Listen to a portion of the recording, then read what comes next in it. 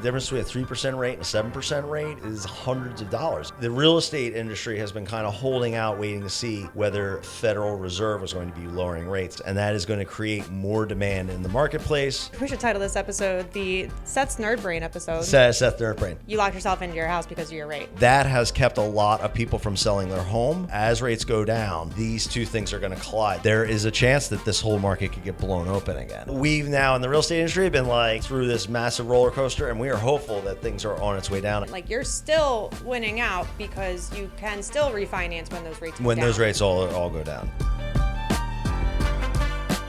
Welcome back to Millennia Up. Welcome back. You mentioned a quote the other day. Why don't you tell us what it was? For every 1% rates drop, 5 million buyers re-enter the market. That it was a Barbara Corcoran quote, who I personally love. I think she is a wonderful human being. I would love to see her. Ooh, here's a new 2024 goal. Hey, Barbara Corcoran, come onto our podcast. We would love to have you.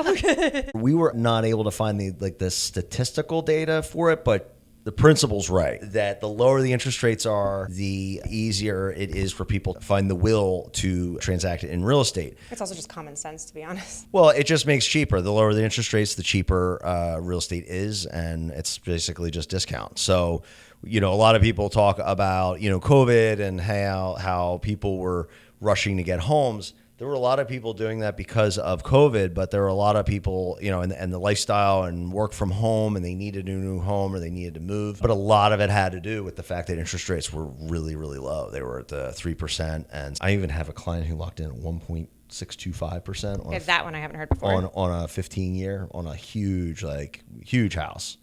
And it was like a jumbo loan. No matter what happens in the market, don't expect them to resell. Yeah, that's not going to come up. But like a standard 30-year fixed conventional loan, which is what you would get if you buy a house in the United States, you were probably at about 2.75 to 3.25 there for about 2.5 years. And then it made people think it was normal, because like us millennials, that was when we were getting to the point of, I had already had my house by then, but still it was within that time frame of where our average millennial starts to buy the first house and whatnot. So they're kind of like, we're going into the home buying life with rates at like 2-3%, people thinking it's normal. It's like, that's right. And it's all like a mindset thing of, the psychology of, you see rates at 3%, you see them go up to 5%, and you're like, oh no, not that. And then you see them go up to 7%, and then they're really like, oh God, really no, not that. Yeah. But then you see it go from 7 back down to 5. The psychology behind it is like, the relativity. Yeah, the relativity. It's like going shopping on Black Friday and seeing like, oh my God, it's on sale. It's literally like just like marked up and the price is down. literally the same price. The opposite has now taken place, where the rates have gone up. Relativity is terrible. Prices of homes have gone up in general, just because time has marched forward. But also interest rates have gone up because they are an asset, and because they do. Yeah, and there's demand for them. Like I always say, like if we're selling yachts, like that's a totally different thing. But people need houses, so there's always going to be value for them. It's just a matter of the timing and the interest rates in the market, timing of year, which is what I mean. But now what happened in 2022, the rates started creeping up, and they went up faster than any other time in United States history. So they went down to these historic lows in COVID because they wanted to make it very cheap to borrow money. They wanted it to be very cheap to keep the economic engine going, because COVID was an unprecedented event of shutdown. They gave away a ton of money. There's a whole political side to all this, whether they should have done it, shouldn't have done it. There's a lot of Monday morning quarterbacking about like, hey, should have they done this? Should have they done that? I honestly think that what they did in the beginning was good. They just did it for too long. They kept the rates way too low for way too long, which created a huge rush into real estate, which then created really a supply and demand. You basically have a bunch of people hunkering in their homes, and then you make it really attractive to buy houses. Of course, it's going to create a mismatch. There's not going to be enough houses. Prices go up. Then we're running into problems with the amount of money flowing around, which is just a fancy way of saying inflation. And they had to raise rates, and now there has been an announcement that rates are capped, and now they are going to be coming back down. So we are on the downward slope, seemingly, unless something else happens in the market, of this roller coaster. And that's what Barbara is talking about. That would never happen. No, but Barbara is absolutely right. If now as rates go down, more people are going to enter the market. In 2022 and 2023, we saw a lot of people pull back and not want to buy anything, because either A, they like really they couldn't afford it, or they B, saw what they could have gotten before. And then now, they could have, but there's like the interest rates going up definitely caused people to just flat out not be able to afford the house that they were looking at before. True. And then the other one was it became too hard to afford it. The ability to borrow money became more expensive. So a $2,000 a month payment is now like a $3,400 payment just because of the interest rate. And like $1,400 that's a hefty sum for a lot of people. I mean, I have people who are looking at, in this market, they're looking at $10,000, $11,000 mortgage payments, and they're like, yeah, we can swing it, but what do they do for a living? He works in securities, and she's a HR director for some pharmaceutical company somewhere. So, but I also work with like people who are 97% conventional and FHA. And yeah, I mean, the difference between a 3% rate and a 7% rate is hundreds of dollars, and for them that's a big jump. So the real estate industry has been kind of holding out, waiting to see whether the Federal Reserve was going to be lowering rates. It appears that they are topped out and they're going to be lowering rates, and that is going to create more demand in the marketplace. Have I talked to you about the rate lock effect? We should title this episode the Seth's Nerd Brain episode. Seth Nerd Brain. No, the rate lock effect. Other thing that happened when you lower rates to 3%, all the existing home buyers before 2020, before COVID, all these people had these mortgages. And so what they did when they saw rates were 3%, they did what's called a refinance.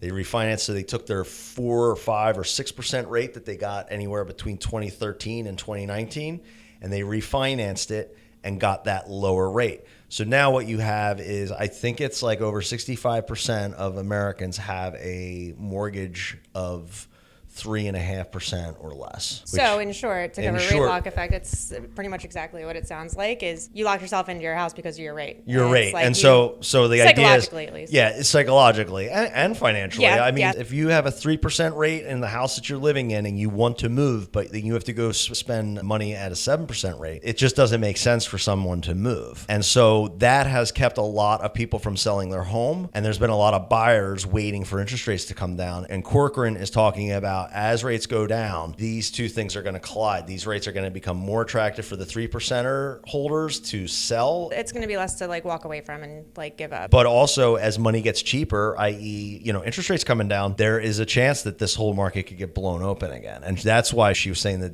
right now it's not a bad time to buy, because if you wait for rates to come down, you're going to be competing against a lot of other we talked people. about that a couple weeks ago too. So I was looking up a bunch of, me going down a rabbit hole as I'm doing my prep work for these episodes. I went down a big Barbara Corcoran rabbit hole. Again, love you, come on.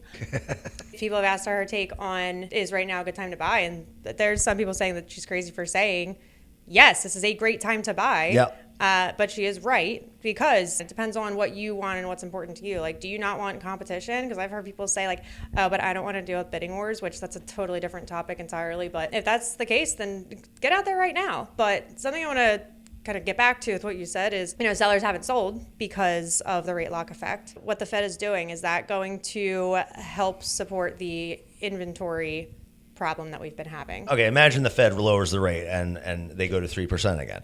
The rate lock effect would be completely irrelevant, because, no, I'm not saying that's going to happen. But to give an extreme example, if somebody's sitting on a 3% rate and the rates go to 3%, then all of a sudden that whole idea of like, I don't want to give up my rate, that all goes away. Yeah. But the theory is that if it goes from 7 to 5, then it's like, okay, well, if I've got a 3% rate and 5% rate, I know I'm going to give up this great rate, but, and this is the stuff we always talk about, what are the other pain points? Like, does the person need more space? Are they getting divorced? Want to change school districts or whatever? Those considerations then become kind of more in play.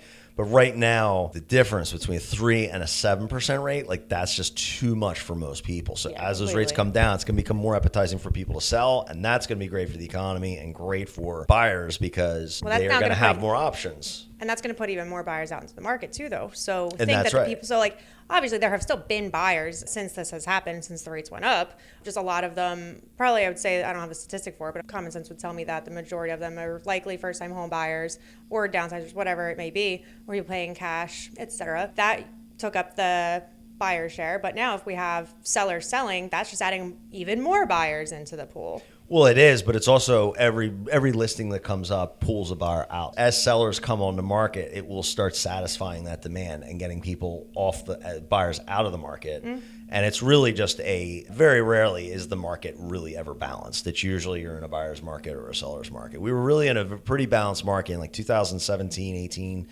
beginning of 19.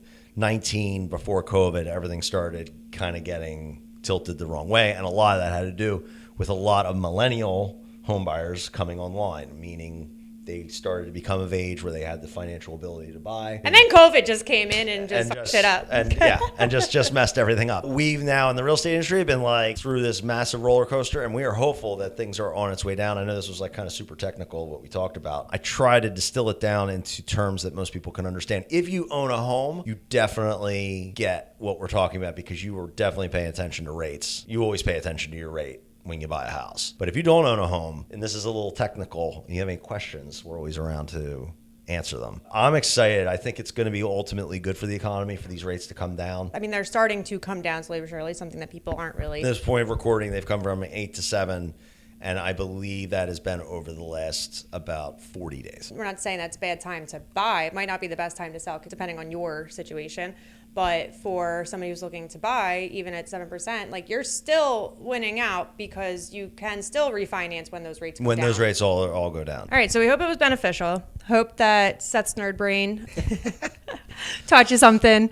I was here to look pretty and show off my favorite gift that I've ever been given, and it's really funny. Guys, have any questions about any of this? You can find us at Millennia Podcast on Instagram. We are on there more than we probably should be. We're a little distractible. All right, see ya. Bye.